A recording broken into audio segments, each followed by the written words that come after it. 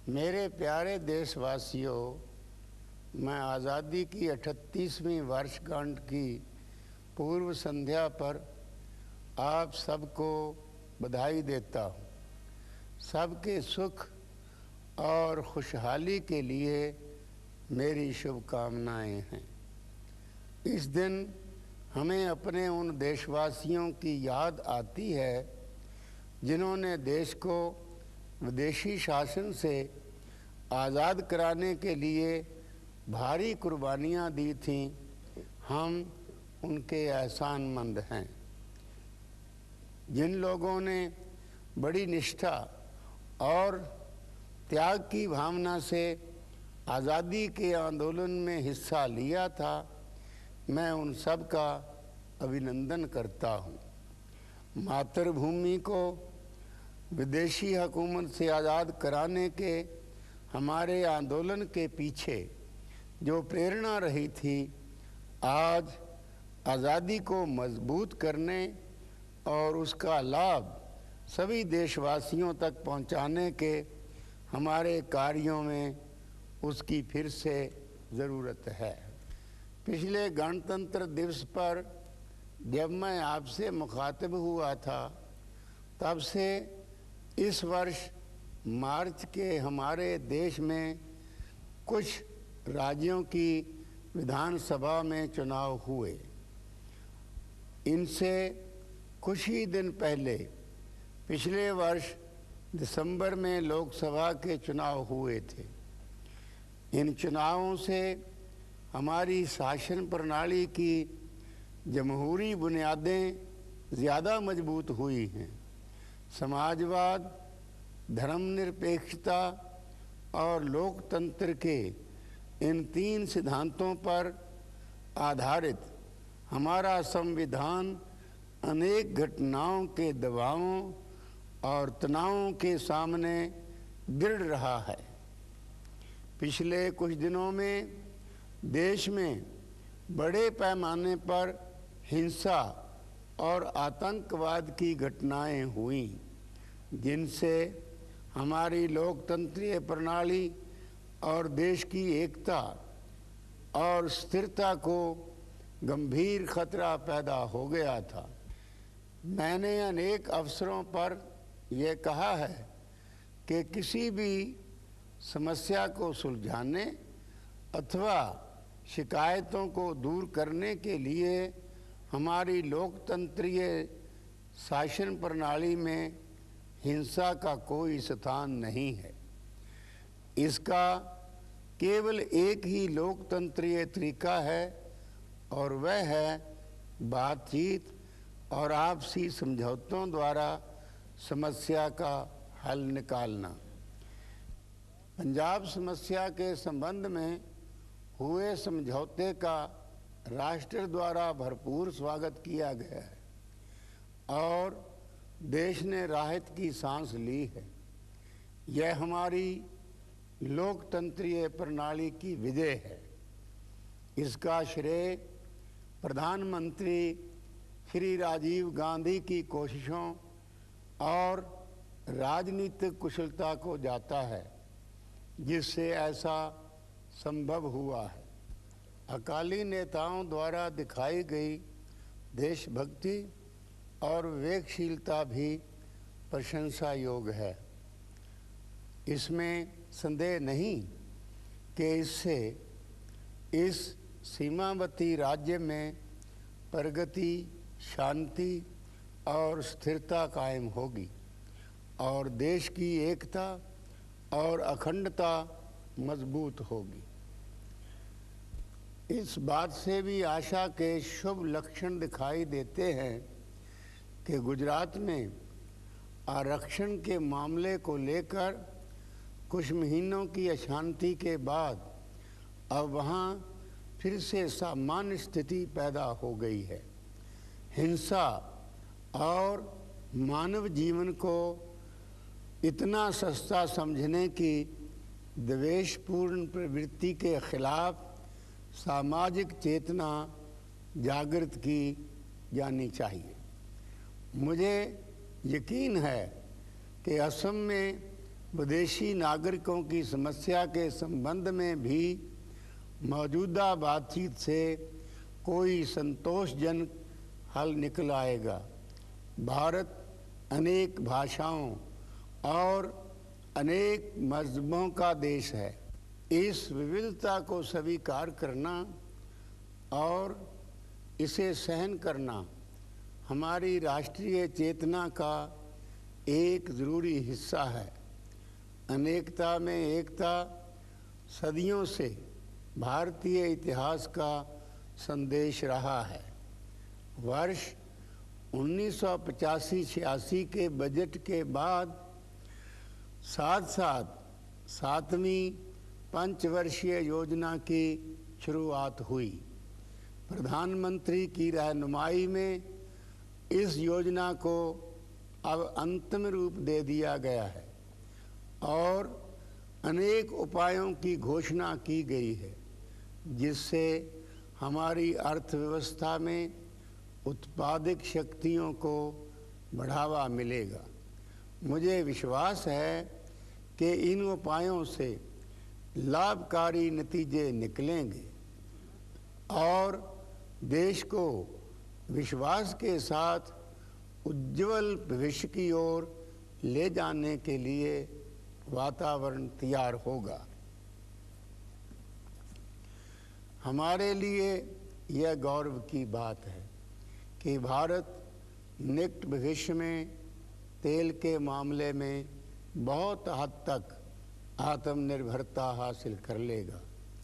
इसी प्रकार अंतरिक्ष, परमाणु ऊर्जा और दक्षिणी ध्रुव में किए गए खोज कार्य जैसे विज्ञान और टेक्नोलॉजी के क्षेत्र में हमारी ऐसी कोशिशें हैं जो बहुत प्रभावशाली रही हैं। भारत अब विकास की उस अवस्था में पहुंच गया है जहां वह ऊंची टेक्नोलॉजी का प्रयोग कर सकता है और आत्मनिर्भरता के साथ आगे बढ़ सकता है।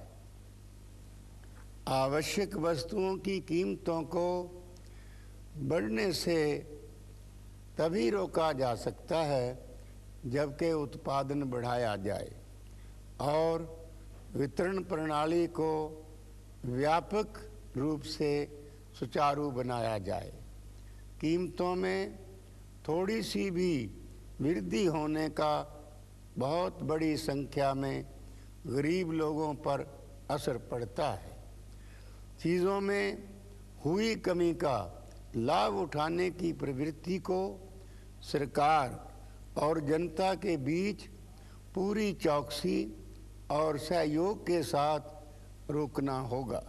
मुझे खुशी है कि भारतीय समाज के आधुनिकीकरण के लिए शिक्षा नीति के संबंध में नया दृष्टिकोण अपनाने की ज़रूरत को उच्च प्राथमिकता दी गई है। शिक्षा समाज की प्रगति और विकास का बुनियादी आधार होती है। इसी के ज़रिए युवकों को सामाजिक और आर्थिक तब्दीलियों में योगदान की शिक्षा दी जाती है। तेज़ी से बदलती हुई टेक्नोलॉजी और उत्पादन के बदलते हुए साधनों के इस ज़माने में जो देश इस बुनियादी ज़रूरत की तरफ ध्यान नहीं देंगे वे पीछे रह जाएंगे। शिक्षा विद्यार्थियों को इस योग बनाए कि वे उपयोगी जीवन बिता सकें और समाज के विकास में अपना योगदान दे सकें। साथ ही शिक्षा का यह उद्देश्य होना चाहिए कि वह उनमें सहनशीलता, उदारता, निष्पक्षता और नए विचारों को ग्रहण करने की प्रवृत्ति का विकास करे। शिक्षा प्रणाली में जब तक उन विशेषताओं को शामिल नहीं किया जाता जिनकी समाज को अत्यंत ज़रूरत है, शिक्षा का ढांचा ही असंगत रहेगा, जिससे भारी विकृतियां और असंतुलन पैदा होंगे। अच्छे गुणों को ध्यान में रखकर दी जाने वाली शिक्षा ही एक ऐसी आदर्श शिक्षा प्रणाली है जिसमें ज्ञान, बुद्धि और चित्र के विकास के साथ साथ व्यक्ति का संतुलित विकास मुमकिन हो सकता है। हमारे संविधान में न्याय, समानता, भाईचारे और स्वतंत्रता के जो महान आदर्श दिए गए हैं, उन्हें विद्यार्थियों के अंदर पैदा करने के लिए शिक्षा ही मुख्य साधन है। उन्हें देश की आज़ादी के संघर्ष और उन भारी कुर्बानियों के बारे में ज्ञान देना चाहिए जो इस देश के सभी भागों के असंख्य देशभक्तों ने दी थी। हमारे देश की महिलाएं राष्ट्रीय ढांचे को मजबूत करने में भारी योगदान दे सकती हैं, इसलिए उनकी शिक्षा पर विशेष ध्यान दिए जाने की अत्यंत ज़रूरत है। मुझे आशा है कि जो नई शिक्षा नीति तैयार की जा रही है उसमें इन सभी बातों को ध्यान में रखा जाएगा। शांति और गुटनिरपेक्षता हमारी विदेश नीति के बुनियादी सिद्धांत हैं, जिनकी स्थापना पंडित जवाहरलाल नेहरू ने की थी। इसी नीति को श्रीमती इंदिरा गांधी द्वारा सक्रियता और दूरंदेशी के साथ आगे बढ़ाया गया। उनके गुटनिरपेक्ष आंदोलन का अध्यक्ष चुने जाने से दुनिया के मामलों में भारत की भूमिका को ऊंचे दर्जे की अंतर्राष्ट्रीय मान्यता हासिल हुई है। दुनिया में शांति की ताकतों को मजबूत बनाने और संसार में और ज़्यादा समान आर्थिक व्यवस्था कायम करने की दिशा में प्रधानमंत्री श्री राजीव गांधी ने जिस दिलेरी और समझदारी के साथ कदम उठाए हैं, उनसे इस नीति को और ज़्यादा बल मिला है। कई देशों की उनकी हाल ही की यात्रा से बड़े बड़े अंतर्राष्ट्रीय मसलों पर भारत की स्थिति को बेहतर तरीके से समझने में सहायता मिली है। परमाणु हथियारों के विकास और उनके जमा होने से मानवता को जो खतरा पैदा हो गया है, उसके बारे में भारत के दृष्टिकोण को व्यापक रूप से समझा जा रहा है। पड़ोसी देशों के साथ दोस्ती के संबंधों को मजबूत बनाने के लिए सरकार ने हमेशा पहल की है। श्रीलंका में जातीय संकट को हल करने के लिए संबंधित पार्टियों के बीच बातचीत को बढ़ावा देने में सरकार द्वारा की गई कोशिशों का भी स्वागत किया गया है। हम संसार में शांति की नीति पर चलने के लिए वचनबद्ध हैं। साथ ही हम किसी भी तरफ से अपनी आज़ादी और प्रभुसत्ता को होने वाले खतरों की अनदेखी नहीं कर सकते।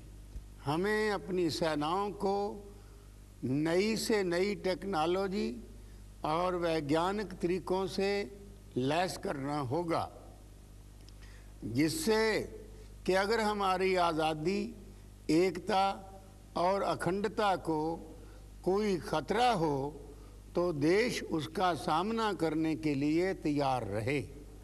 मुझे अपनी हथियारबंद सेनाओं और दूसरी सुरक्षा सेनाओं के जवानों और अवसरों से कई बार मिलने का मौका मिला है। वे पूरी हिम्मत और निष्ठा के साथ देश की सेवा कर रहे हैं। राष्ट्र उनकी सराहना करता है। इन शब्दों के साथ मैं अपने देशवासियों से अपील करता हूँ कि वे आपसी भेदभाव भुलाकर एक उद्देश्य और एक आवाज़ के साथ आगे बढ़ें। हमें हमेशा यह बात याद रखनी चाहिए कि राष्ट्र की एकता और अखंडता पवित्र और सबसे ऊपर है। हमें अपनी पूरी शक्ति के साथ इसे बनाए रखना होगा। जय हिंद।